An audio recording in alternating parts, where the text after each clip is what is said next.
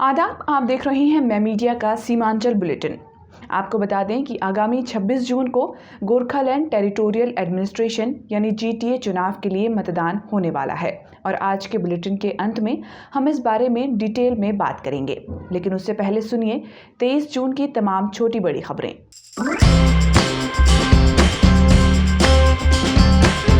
बिहार सरकार ने 6 वर्षों से नौकरी से गायब रहने वाले किशनगंज के 2 डॉक्टरों को बर्खास्त कर दिया है।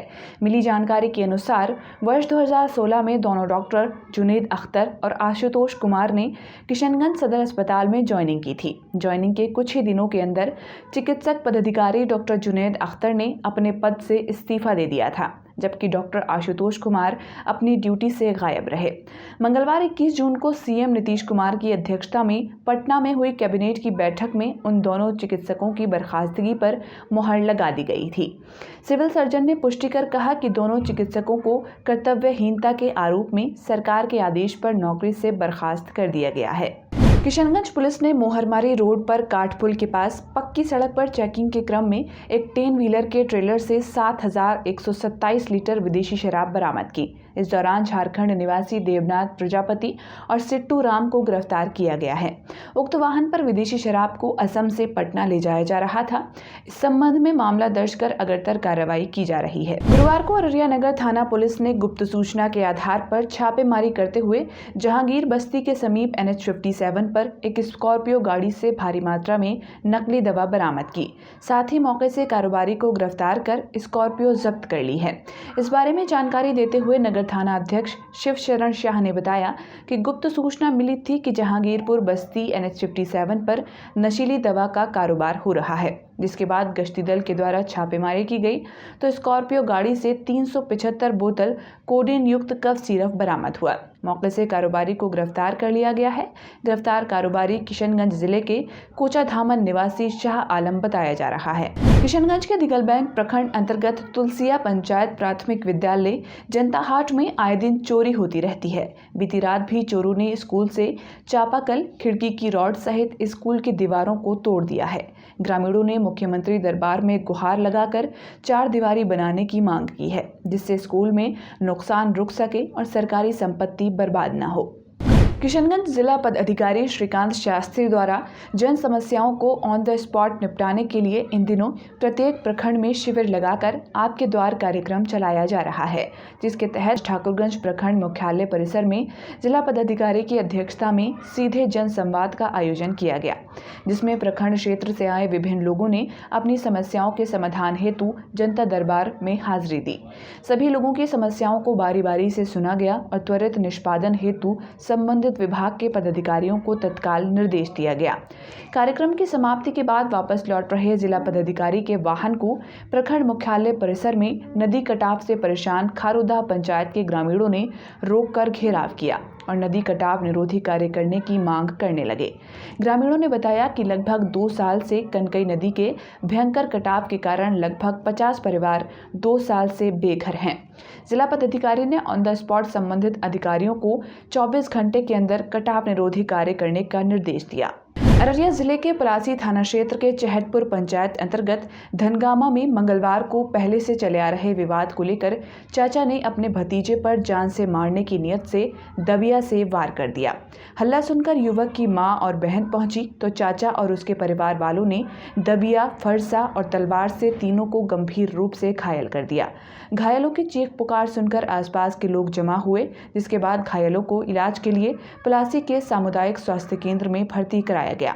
स्थिति गंभीर देखते हुए बेहतर इलाज के लिए उन्हें हायर सेंटर पूर्णिया रेफर कर दिया गया, जहां अब घायलों का इलाज चल रहा है।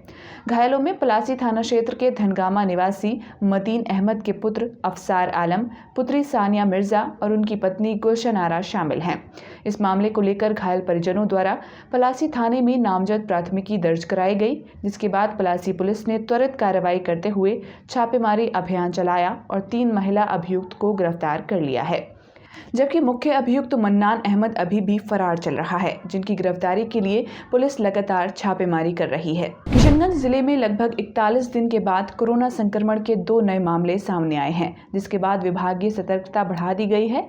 इससे पहले जिले में 12 मई को संक्रमण का मामला सामने आया था। इस बार शहरी इलाके के सदर अस्पताल के ट्रॉमा सेंटर की महिला कर्मी और माता गुजरी मेडिकल कॉलेज की महिला डॉक्टर संक्रमित पाई गई हैं। सदर अस्पताल प्रांगण में संक्रमित मरीज मिलने के बाद स्थानीय स्वास्थ्य महकमा अलर्ट हो गया है। प्रभावित क्षेत्र में सघन जांच अभियान का संचालन करते हुए वंचितों के टीकाकरण पर विशेष जोर दिया जा रहा है। एक बार चुनाव में जागकर अगले चुनाव तक सो जाने वाला अलग राज्य गोरखालैंड का मुद्दा अब फिर से चुनाव के सुर्खियों में आ गया है। गत लोकसभा और विधानसभा चुनावों की ही तरह इस बार गोरखालैंड टेरिटोरियल एडमिनिस्ट्रेशन यानी GTA चुनाव में ये मुद्दा गर्मा गया है। इसने दार्जिलिंग पर्वत क्षेत्र के तमाम राजनीतिक दलों को 2 धड़ों में बांट दिया है। एक धड़ा पश्चिम बंगाल राज्य की सत्तारूढ़ तृणमूल कांग्रेस के पक्ष में है और GTA चुनाव चाहता है वह उसमें भाग भी ले रहा है। वहीं दूसरा धड़ा केंद्र में सत्तारूढ़ भारतीय जनता पार्टी के साथ है और गोरखालैंड के जिन्न को जगाकर GTA चुनाव का विरोध करने पर तुला है। यहाँ तक कि केवल राजनीतिक विरोध ही नहीं हो रहा है, बल्कि GTA चुनाव को अदालत में भी चुनौती दे दी गई है।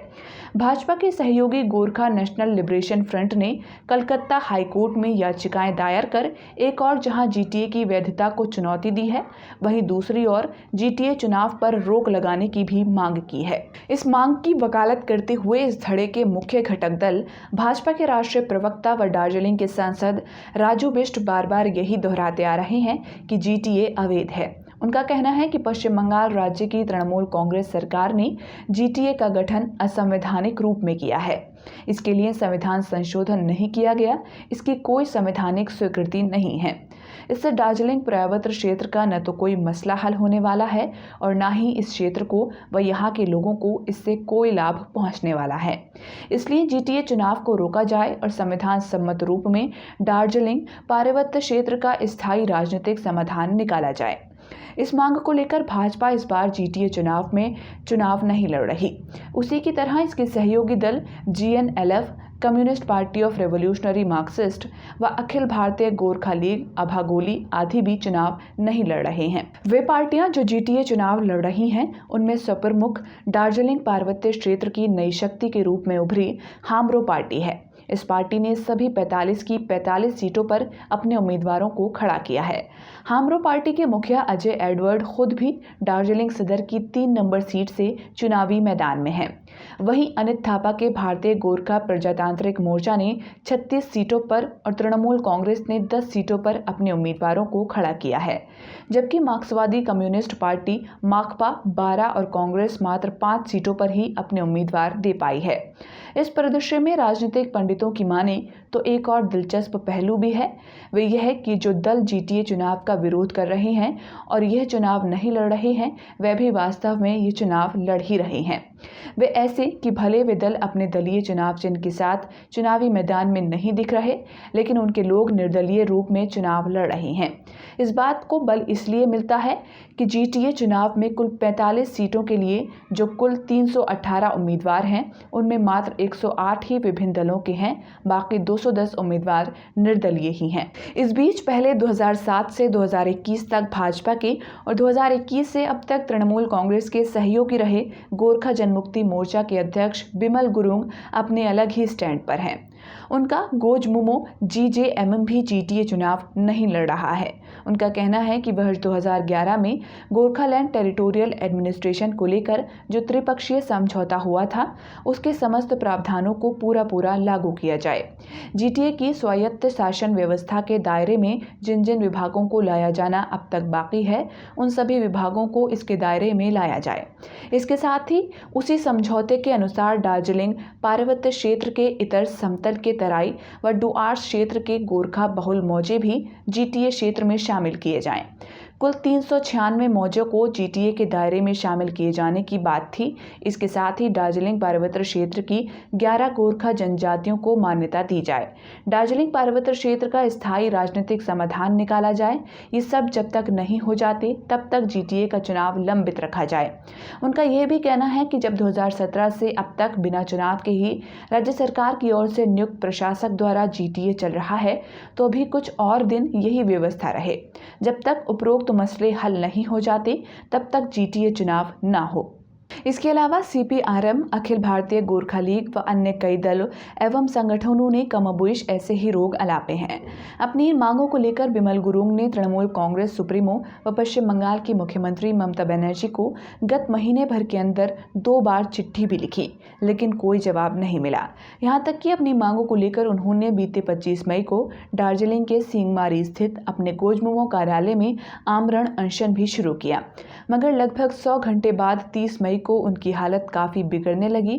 तब भाजपा के राष्ट्रीय प्रवक्ता व दार्जिलिंग के सांसद राजू बिष्ट, अलीपुरद्वार के भाजपाई सांसद व केंद्र सरकार में अल्पसंख्यक मामलों के राज्य मंत्री जॉन बारला और दार्जिलिंग व करसियांग के भाजपाई विधायक नीरज जिम्बा व बीपी बाजगाइन विष्णु प्रसाद शर्मा संग बिमल गुरुंग से मिलने पहुंचे। उनका हालचाल लिया और कहा कि जीटीए चुनाव विरोधी उनके आंदोलन में वे साथ हैं। उसी दिन बिमल गुरुंग को इलाज के लिए आनन फानन में पड़ोसी राज्य सिक्किम के एसटीएनएम अस्पताल ले जाया गया। वहां 6 दिन इलाज के बाद बीते 2 जून को वे सिक्किम के एसटीएनएम अस्पताल से वापस दार्जिलिंग आ गए। अभी फिलहाल वे तृणमूल कांग्रेस के साथ ही हैं या भाजपा के हो गए हैं, ये रहस्यमयी रूप से अस्पष्ट है। जीटीए चुनाव पर पूरी रिपोर्ट आप हमारी वेबसाइट mymedia.in पर भी पढ़ सकते हैं।